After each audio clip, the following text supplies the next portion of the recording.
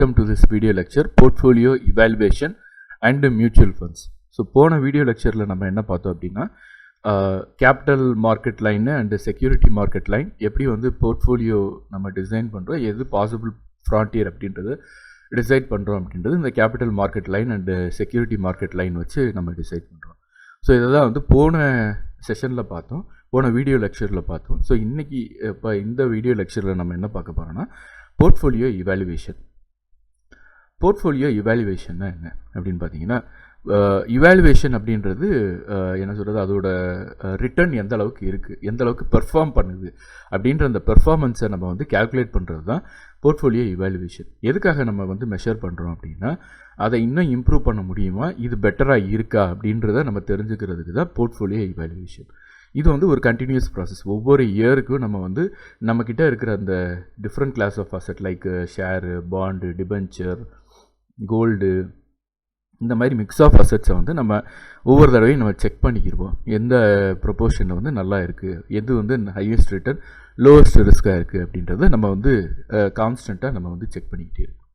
So இதில் வந்து நம்ம வந்து டைரெக்டாக ஒரு ஸ்டாக்கில் வந்து நம்ம இன்வெஸ்ட் பண்ணுறது, நம்ம க்ரியேட் பண்ணுற அந்த டிஃப்ரெண்ட் கிளாஸஸ் வந்து போர்ட்ஃபோலியோ.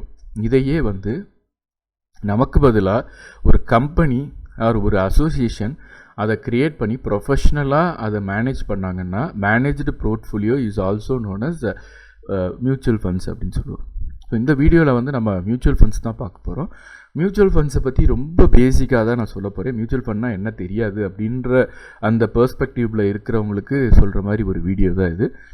ஸோ அதனால் ஆல்ரெடி மியூச்சுவல் ஃபண்ட்ஸ்னால் என்ன அப்படின்னு தெரியும் அப்படின்னா இந்த வீடியோவை ஸ்கிப் பண்ணிக்கலாம், நோ ப்ராப்ளம்.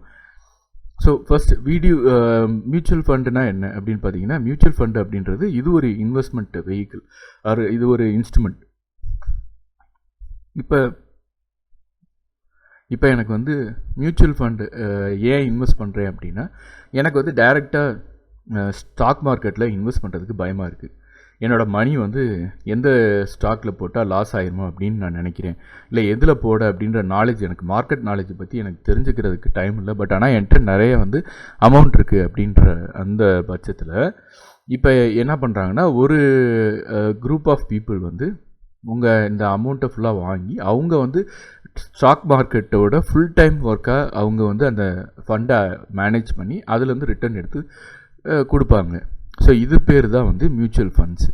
ஸோ மியூச்சுவல் ஃபண்ட்ஸை பொறுத்த வரைக்கும் இப்போ வந்து ஒரு இன்வெஸ்டாரில் ஒரு 3-4 இன்வெஸ்டாரோட சேர்த்து டோட்டல் ஃபண்டை தான் அவங்க வந்து போட்டு அந்த ஃபண்டை வந்து டெபாசிட் பண்ணி அந்த ஃபண்ட்லேருந்து ரிட்டர்ன் வந்து நமக்கு எடுத்து அதை வந்து அவங்களோட ஷேர், அதாவது ஒரு ப்ரொஃபஷ்னல் ஃபீஸ், அதை அவங்க எடுத்துக்கிட்டு நமக்கு வந்து மேஜர் போர்ஷன் ஆஃப் ப்ராஃபிட்டை ஈக்குவலாக அவங்கவுங்களுக்கு எவ்வளோ போர்ஷன் வந்து நம்ம இன்வெஸ்ட் பண்ணியிருக்கோமோ அந்த போர்ஷனுக்கு நம்மளோட ரிட்டர்னை அவங்க கொடுப்பாங்க. ஸோ இது பேர் தான் வந்து என்ன சொல்கிறாங்கன்னா லைக் என்ஏவி அப்படின்னு சொல்லுவாங்க, நெட் அசெட் வேல்யூ.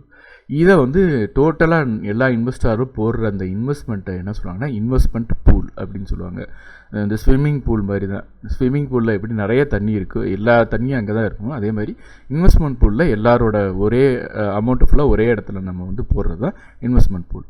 இப்போ இந்த இதை வந்து எடுத்துகிட்டு போய் ஸ்டாக் மார்க்கெட்டில் இன்வெஸ்ட் பண்ணி அதுலேருந்து வர்ற ஃபண்டை நமக்கு வந்து இந்த என்ஏவி மூலமாக பிரிச்சுருப்பாங்க. இப்போ ஷேரை பொறுத்த வரைக்கும் ஒரு ஷேர் 2 ஷேர் அப்படின்னு சொல்கிற மாதிரி நம்ம வந்து மியூச்சுவல் ஃபண்டில் 1 NAV 2 NAVன்னு அப்படி ஒரு யூனிட்டை வந்து நம்ம மெஷர் பண்ணுறதுக்கு என்ஏவியில் தான் மெஷர் பண்ணுவோம். ஓகே, ஸோ இதான் வந்து மியூச்சுவல் ஃபண்டோட ஓவர் வியூ. ஆக்சுவலாக இதான் கான்செப்ட், மியூச்சுவல் ஃபண்டோட கான்செப்ட்னா இதுதான். ஓகே, இதுலேயே வந்து நிறைய டைப் ஆஃப் மியூச்சுவல் ஃபண்ட்ஸ் இருக்குது, நம்ம அதெல்லாம் பார்க்க போகிறதில்ல. Closed end mutual fund and open end scheme, இந்த 2 தான் பார்க்க போகிறோம். க்ளோஸ்ட் எண்ட் ஸ்கீம்னா ஒன்றும் இல்லை, லைக் இப்போ நம்ம இன்வெஸ்ட் பண்ணுறதுக்கு ஒரு பர்டிகுலர் பீரியட் ஆஃப் டைம் இருக்கும், அந்த டைமில் இன்வெஸ்ட் பண்ணிடுவோம். அதுக்கப்புறம் ஒரு 5 or 3 years அந்த மாதிரி வந்து நம்ம அந்த இதை டச் பண்ண முடியாது, ரிட்டர்ன் நம்மளால் எடுக்க முடியாது. அதுக்கப்புறம் பர்டிகுலர் பீரியட் ஆஃப் டைம் கழித்து நமக்கு வந்து அந்த விண்டோ ஓப்பன் ஆகும், அப்போ வந்து நமக்கு நம்மளோட ரிட்டர்னை வந்து நமக்கு கொடுப்பாங்க. ஸோ இது வந்து closed end scheme. Open end ஸ்கீமை பொறுத்த வரைக்கும் க்ளோஸ்ட் எண்ட் ஸ்கீம் மாதிரி இல்லாமல் எப்போ வேணாலும் நம்ம வந்து கண்டினியூஸாக அதை வந்து பை பண்ணிக்கலாம், செல் பண்ணிக்கலாம். ஸோ இது வந்து ஓப்பன் எண்ட் ஸ்கீம். ஸோ இதுதான் வந்து க்ளோஸ்ட் எண்ட் ஸ்கீமுக்கும் ஓப்பன் எண்ட் ஸ்கீமுக்கும் உள்ள டிஃபரன்ஸ். இப்போ ரீசெண்டாக வந்து இந்த எஸ்ஐபி அப்படின்ற கான்செப்ட் வந்து நிறைய வந்துடுச்சு. ஏன்னா மியூச்சுவல் ஃபண்டை பொறுத்த வரைக்கும் அகெயின் நார்மலான பீப்புளால் ரீட்டைல் இன்வெஸ்டர்ஸ் ரொம்ப லோ ஃபண்டு இருக்கிறவங்க இன்வெஸ்ட் பண்ண முடியாது. அதாவது லம்சம் அப்படின்னு சொல்லுவாங்க. டோட்டலாக ஒரு 10,000 இந்த மாதிரி 20,000 1 lakh 2 lakh இந்த மாதிரி வச்சுருக்கவங்க தான் இன்வெஸ்ட் பண்ணுற மாதிரி இருந்துச்சு. ஸோ இந்த எஸ்ஐபின்ற கான்செப்ட்டு மினிமமாக 100 rupeesலேருந்து ஒரு 1000 rupees வரைக்குமே வந்து 1000 or 1500 2000 வரைக்கும் இருக்குது. மினிமம் இன்வெஸ்ட்மெண்ட் பண்ணுற மாதிரி ஸ்கீம்ஸ் எல்லாம் நிறையா வந்துருச்சு. இந்த எஸ்ஐபி கான்செப்ட் என்ன அப்படின்னு பார்த்தீங்கன்னா சிஸ்டமேட்டிக் இன்வெஸ்ட்மெண்ட் பிளானிங். அதாவது ஒரே டோட்டல் அமௌண்ட்டாக பே பண்ணாமல் நம்ம ஒவ்வொரு மந்த்தும் நம்மளால் முடிஞ்ச அந்த மினிமம் இன்வெஸ்ட்மெண்ட்டை நம்ம வந்து டெபாசிட் பண்ணிக்கிட்டே வரணும்.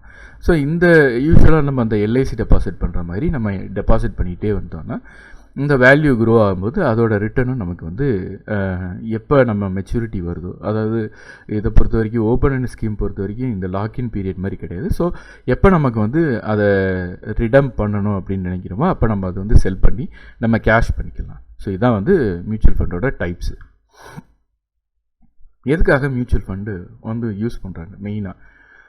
ஸோ இதுக்கு வந்து ஒரு ரெகுலேட்டரி இருக்காங்க. அவங்க பேர் வந்து அசோசியேஷன் ஆஃப் மியூச்சுவல் ஃபண்ட்ஸ், ஃபைண்டுன்னு போட்டிருக்கேன், ஃபண்ட்ஸ் இன் இந்தியா, ஆம்ஃபி அப்படின்னு சொல்லுவாங்க. இவங்க வந்து ஒரு நான் ப்ராஃபிட் ஆர்கனைசேஷன். இவங்க வந்து என்ன சொல்கிறாங்கன்னா இந்தந்த ரீசன்னால தான் வந்து மியூச்சுவல் ஃபண்ட்ஸ் வந்து பாப்புலராக இருக்குது அப்படின்னு. ஒன்று வந்து ப்ரொஃபஷனல்ஸ் அந்த ஃபண்டை மேனேஜ் பண்ணுறாங்க. இன்னொன்று டைவர்சிஃபிகேஷன்னா ஒரே அசெட்டில் இல்லாமல் நிறைய அசெட்ஸில் போடுறதுனால நமக்கு வந்து ரிஸ்க் வந்து ரெடியூஸ் ஆகுது. அதே மாதிரி கன்வீனியண்ட்டாக இருக்குது அட்மினிஸ்ட்ரேஷன் பண்ணுறதுக்கு. அதாவது லைக் நம்ம ஃபண்டை செல் பண்ணுறதுக்கும் பை பண்ணுறதுக்கும் ரொம்ப ஸ்டாக் மாதிரியே ஒரு ஈஸியான ஒரு ப்ராசஸ் வந்து மியூச்சுவல் ஃபண்டில் இருக்குது. அதே மாதிரி கேரண்டீடாக கொஞ்சம், ஆனால் மார்க்கெட் ரிஸ்க் இருக்குது, கண்டிப்பாக இல்லைன்னு இல்லை. பட் ஆனால் சில ஃபண்ட்ஸில் பார்த்தீங்கன்னா கொஞ்சம் மினிமம் லைக் ஃபிக்ஸட் டெபாசிட்டை விட கொஞ்சம் ஹையஸ்ட் ரேட்டு 10 to 15% வரைக்கும் கொஞ்சம் ரிட்டர்ன்ஸ் வந்து கொடுக்குறாங்க. இதுக்கு மேலே வந்து நிறைய ஃபண்ட்ஸ் வந்து லைக் 20 to 30 or even 40% வரைக்கும் இன்வெஸ்ட்மெண்ட்ஸ் வந்து ரிட்டர்ன் வருது. மேபி லைக் டியூரேஷனை பொறுத்து மாறும்.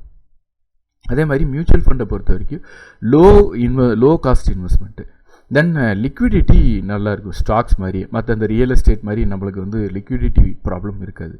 அதே மாதிரி டிரான்ஸ்பரன்சி என்ன அப்படின்றது வந்து நமக்கு என்னென்ன ஃபண்டு எல்லாத்தையும் வந்து நமக்கு டிஸ்க்ளோஸ் பண்ணிடுவாங்க. எதில் இன்வெஸ்ட் பண்ணியிருக்காங்க எல்லா டாக்குமெண்ட்ஸும் நமக்கு வந்து ஓப்பனாக கொடுத்துருவாங்க. And flexibility. இதில் வந்து இந்த நிறைய ஸ்கீம்ஸ் இருக்கிறனால நமக்கு வந்து எப்போ எந்த அமௌண்ட்டை எஸ்ஐபி மொத்தமாகவும் நம்ம வந்து லம்சமாகவும் போடலாம், இல்லைன்னா வந்து சிஸ்டமேட்டிக்காக நம்ம வந்து மந்த்லி பே பண்ணுற மாதிரியும் இருக்கும். So flexibility. Then choice of scheme. நிறைய ஸ்கீம்ஸ் இருக்குது. கிட்டத்தட்ட ஒரு 1000 மியூச்சுவல் ஃபண்ட்ஸ் இருக்குது. ஸோ இதில் எந்த ஃபண்டு வந்து நமக்கு பெட்டராக இருக்கும் அப்படின்றத நம்ம வந்து சூஸ் பண்ணிக்கலாம். அண்டு ஃபைனலி இது வந்து நம்ம 2 அசோசியேஷன் வந்து இன்வால்வ் ஆகிருக்கு. ஒன்று ஆம்ஃபி அண்டு இன்னொன்று வந்து செக்யூரிட்டிஸ் வர்றதுனால செபி. இவங்க 2 பேரோட அவங்களோட ரெகுலேஷன்ஸ் இருக்கிறனால அவங்க வந்து so mutual funds R well regulated market. So இதான் வந்து மியூச்சுவல் ஃபண்ட்ஸோட ஒரு பேசிக் ஓவர்வியூ. ரொம்ப டீட்டெயிலாக பார்க்கல, ரொம்ப பேசிக்கான இது. ஏன்னா நம்ம இங்கே போர்ட்ஃபோலியோ மேனேஜ்மெண்ட் பற்றி படிக்கும்போது மியூச்சுவல் ஃபண்டு வந்து ஒரு மிகப்பெரிய ஒரு அட்வென்ட்னே சொல்லலாம், அட்வென்ட் ஆஃப் த இயர்னே சொல்லலாம். அந்தளவுக்கு இது ஒரு ஒரு ஒரு முக்கியமான கான்செப்ட் மியூச்சுவல் ஃபண்ட்ஸ் அப்படின்றது.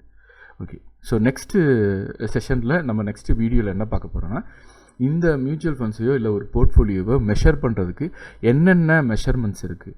ஸோ ஒரு 3-4 மெஷர்மெண்ட்ஸ் இருக்குது. ஷார்பி இண்டெக்ஸு, ஜென்சன் இண்டெக்ஸு அப்படின்னு, ட்ரெய்னர்ஸ் இண்டெக்ஸ் அப்படின்னு. இந்த வேல்யூஸை எப்படி கால்குலேட் பண்ணுறது அப்படின்றது நம்ம வந்து வித் ப்ராப்ளமோட ஃபோர்கமிங் கிளாஸஸில் பார்ப்போம். ஓகே, வீடியோஸில் பார்ப்போம். தேங்க்யூ, பாய்.